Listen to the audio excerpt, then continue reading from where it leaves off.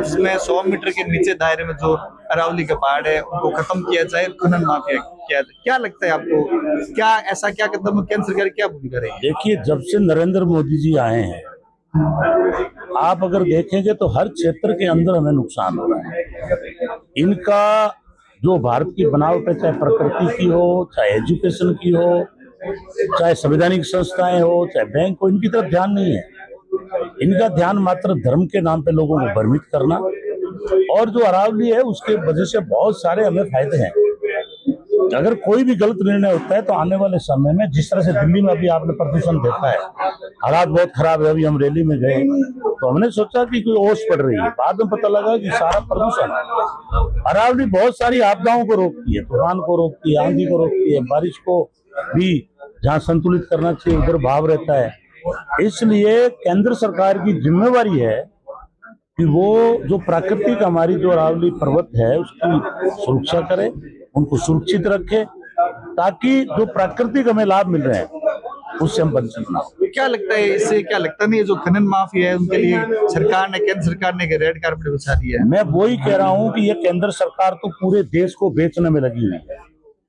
प्राकृतिक संस्थाओं को देख लो, पूरा जंगल इन्होंने बेच दिया अंबानी और अडानी को। जगह जगह आंदोलन चल रहे हैं और जितनी जमीनें थी 1 रुपए में हजारों बीघों को पट्टा दे देते हैं ये अडानी और अंबानी को। उसी तरह से ये अवैध खनन माफियाओं के लिए रास्ता खोल रहे हैं।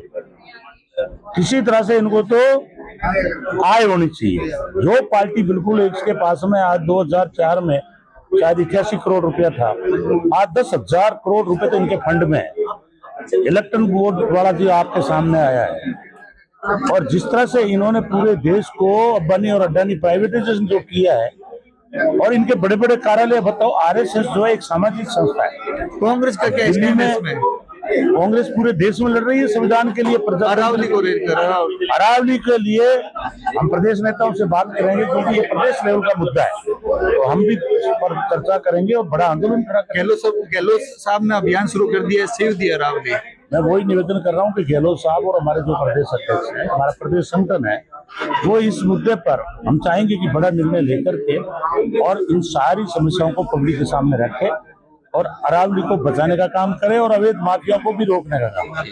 सर, सुप्रीम कोर्ट का एक आदेश है जिसमें अरावली पर्वत को 100 मीटर के नीचे दायरे में उसको खत्म करने का निर्णय लिखता है। क्या लगता है कोर्ट का निर्णय और केंद्र सरकार की क्या भूमिका रही है?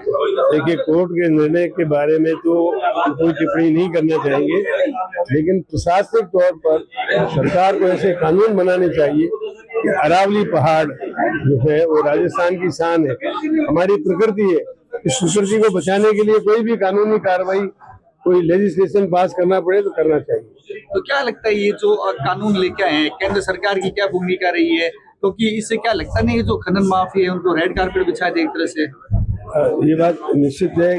कुछ सुप्रीम कोर्ट के डिसीजन ऐसे भी आए हुए हैं कि खनन का काम पहाड़ी एरिया में, अरावली में नहीं करना चाहिए, और इस संबंध में तो मैं समझता हूँ केंद्र और राज्य सरकारों को विचार करके अरावली की श्रृंखलाओं को, हमारी विरासत है, इसको बचाना चाहिए। अशोक गहलोत का एक कैंपेन है, सेव दी अरावली का अभियान चला रहा है। अशोक गहलोत ने नारा दिया कि सेव दी अरावली। निश्चित कांग्रेस का स्टैंड है। मैं बता रहा हूँ ना, अरावली की पहाड़ियां बचेगी तो हमारी प्रकृति बचेगी, क्योंकि पहाड़ों के ऊपर बरसात वहाँ होती है जहाँ पेड़ पौधे होते हैं, पर्वत होते हैं, झरने होते हैं, और जहाँ वृक्षारोपण होता है वहाँ पर हरियाली के कारण, ऊंचाई में हरियाली होती है तो बरसात अधिक होती है।